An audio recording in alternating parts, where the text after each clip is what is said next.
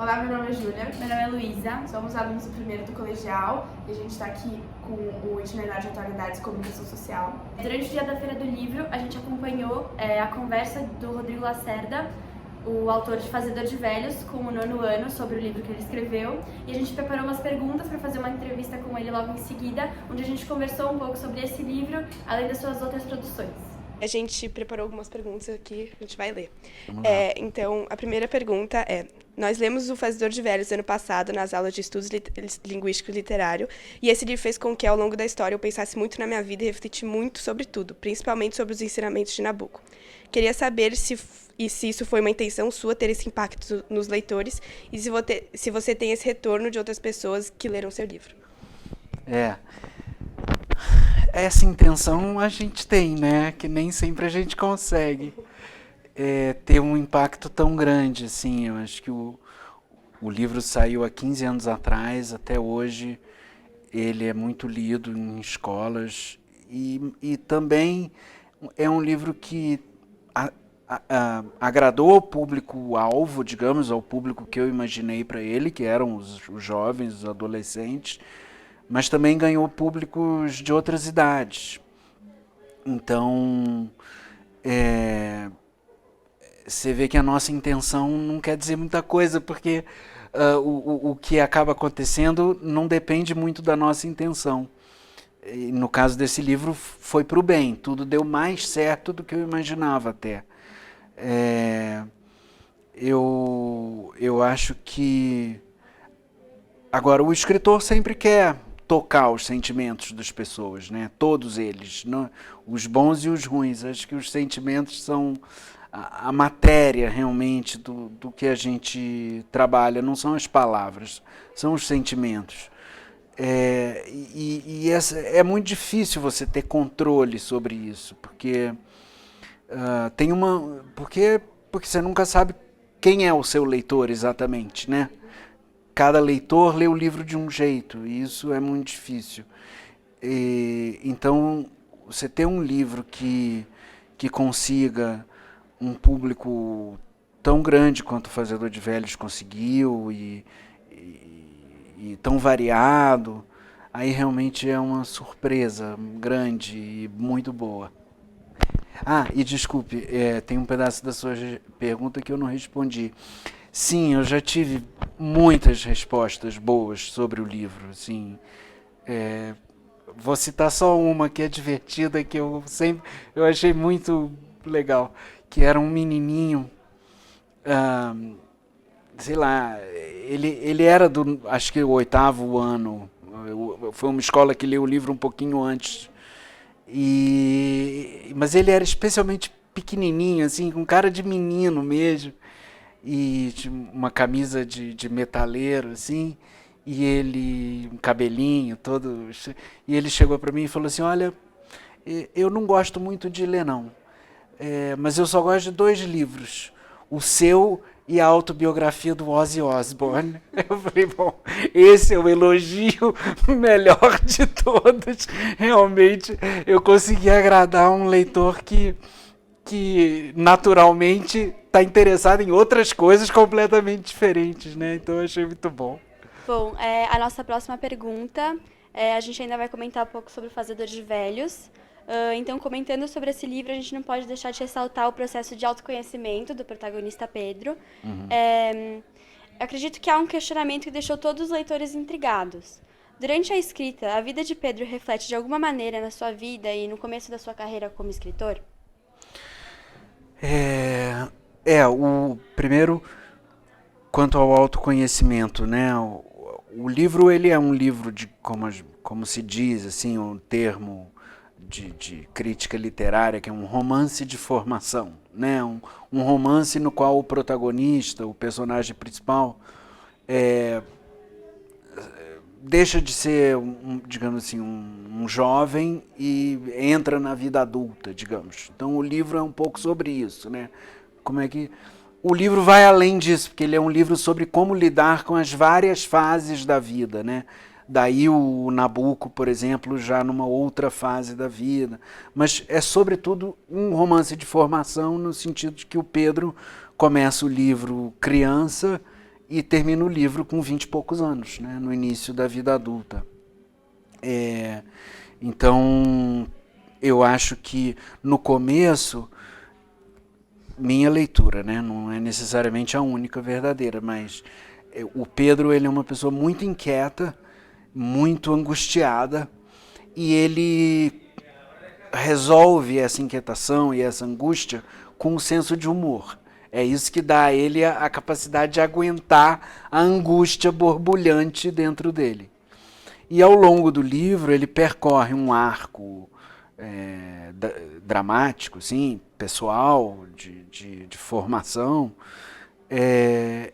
que ele vai se tornando uma pessoa mais plácida, mais de bem consigo mesmo, de bem com a vida, mais confortável com o fato de que a vida tem tristezas, que as tristezas fazem parte, confortável com o fato de que nem todas as perguntas ele vai conseguir responder. Enfim, o Pedro ele cumpre um arco que sai desse personagem hiper inquieto e angustiado para um personagem mais pacificado, mais zen, mais de bem com a vida, assim, aceitando a vida como ela é. Se isso tem a ver comigo, eu gostaria que tivesse, mas eu acho que ele foi muito mais longe do que eu. Eu ainda sou muito mais inquieto e angustiado do que o Pedro no final do livro. Eu acho que ele me ultrapassou na escrita, no processo de escrita. E falo isso, não é modo de dizer, não. É exatamente essa sensação que eu tenho. Quer dizer, a ideia do envelhecimento, do deixar de ser jovem, são coisas que me deixam muito mais preocupado e angustiado, e que o Pedro, ao longo do livro, aprende a conviver com isso, com essa perspectiva, de uma maneira muito mais tranquila do que a minha. Então, é isso. Eu acho que no aspecto se tem a ver comigo ou não, acho que tem a ver na medida que a busca é a mesma, mas não tem a ver porque eu acho que ele chegou muito mais longe do que eu. Bom, a próxima pergunta é minha ainda. Embora que o Fazedor de Velhos provoque muitos questionamentos, agora a gente vai tratar de um tema que abrange mais todas as suas produções. A gente sabe que você é um autor muito renomado por seu trabalho, que inclui livros direcionados ao público infanto-juvenil ou até ao público mais adulto, como a tradução do Rei Lear, né, do próprio Shakespeare. Uhum. A partir disso, a gente queria te perguntar de que maneira você acredita que a sua experiência como leitor contribuiu para essa sua produtividade tão grande como autor. Contribuiu demais, porque a leitura em geral, e no meu caso a leitura dos clássicos, assim, e do Shakespeare, que é o meu autor, assim, do coração, ela te dá assunto, né? Ela te dá matéria para você trabalhar. Ela faz você olhar para dentro de si mesmo. Essas obras fazem você olhar para os outros, não como estranhos, mas tentar enxergar o mundo pelos olhos deles, né? Ou se colocar no lugar dos outros.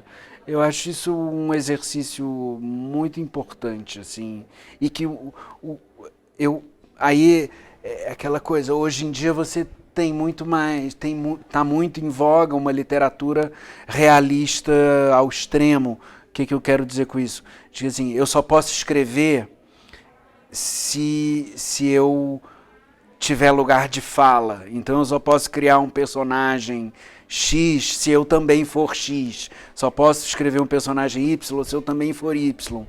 E para o ficcionista isso é um perigo, porque o nosso trabalho é justamente treinar a nossa sensibilidade a ponto de enxergar o ponto de vista do X, do Y, do Z, do A e colocar isso numa história.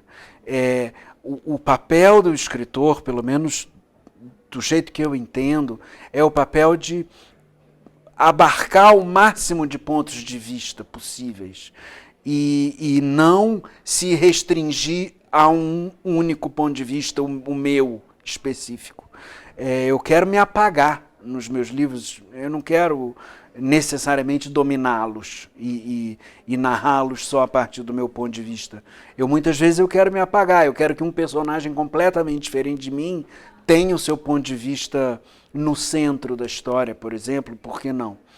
E por isso é que a gente é ficcionista, a gente não precisa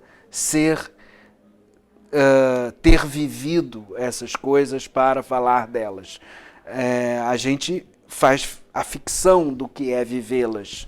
Por isso é que a gente tem ficção científica, romance histórico que se passa no século XV. Os escritores não viveram nessa época, mas e portanto eles não têm lugar de fala, né? Eles não foram piratas no século XVI, não foram astronautas do século XXII, mas eles podem escrever bons livros sobre isso.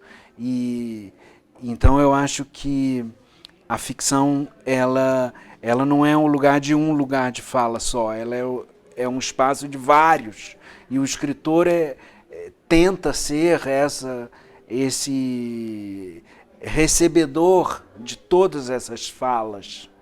Então, tanto que a literatura moderna, por exemplo, um escritor como William Faulkner e tantos outros, Virginia Woolf, alguns livros, cada capítulo é narrado por um personagem diferente. Quer dizer, e é exatamente isso, são vários lugares de fala, contando a mesma história, às vezes de maneira contraditória. Porque é claro que há tensões e que há conflitos de interesses, né, e de desejos, mas esse espaço aberto para vários lugares de fala, isso é que é a ficção. E eu espero que ela continue sendo isso. Então, finalizando aqui a última pergunta, saímos do Fazedor de Velhos, agora com uma última pergunta da Luísa foi.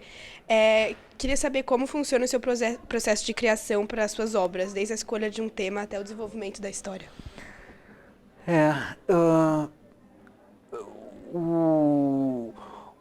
O processo prático assim, de escrita, ele varia de livro para livro. O Fazedor de Velhos, por exemplo, eu escrevi em 15 dias. Um capítulo por dia. Outros livros eu demorei 7 anos para escrever, travei no meio, abandonei, voltei. Um livro que eu estou escrevendo agora, comecei em 2019, estou no 4º ano de escrita desse livro. Claro que fiz muita coisa no meio do caminho, a própria tradução do Rei Lear que você citou e tal. Então, assim, do ponto de vista do tempo, varia muito. O meu dia de trabalho ideal é acordar às 5h30, 6 horas da manhã, trabalhar até umas 10h30, 11 horas.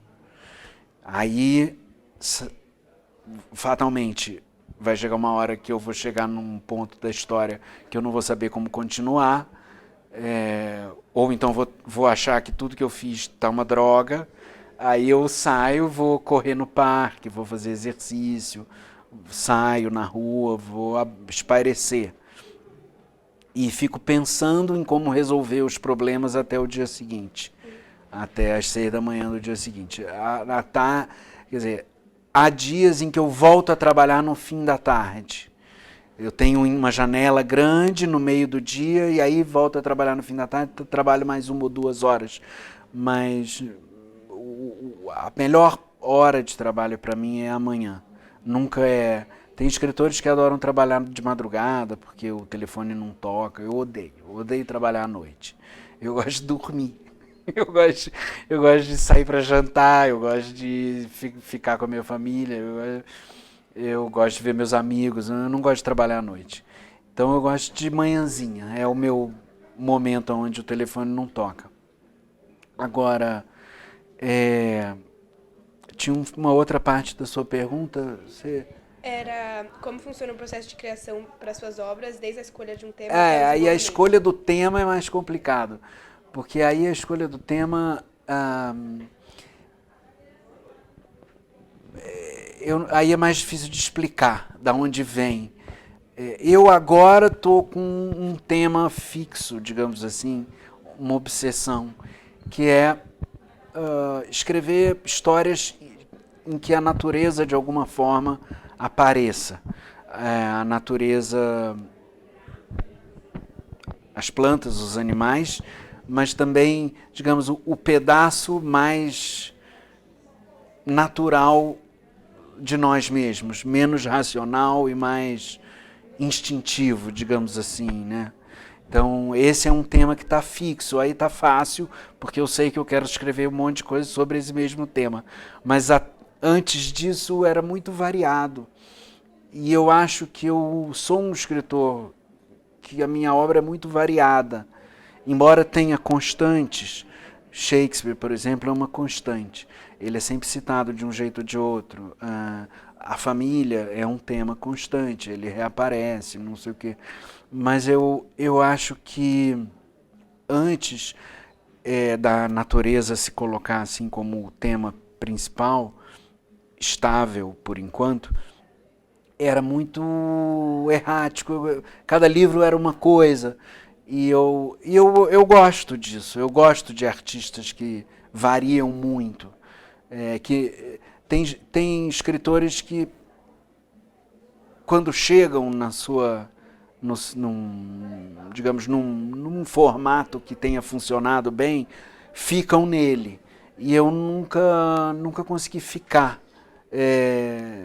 E também nunca tinha conseguido estabilizar um tema principal. Então, o tema para mim é mais difícil do que a organização do trabalho, mas agora estou mais calmo, então estou com esse tema fixo aí e já estou indo para o meu terceiro livro sobre ele, um juvenil, que é o Todo Dia de Apocalipse, um de contos, que se chama Reserva Natural, e agora esse novo romance que eu estou escrevendo, que também é sobre natureza de alguma forma. Os 3 livros muito diferentes uns dos outros, mas que o tema é mais ou menos o mesmo. Então isso está relativamente pacificado agora. Então é isso, muito obrigada. Obrigado a vocês.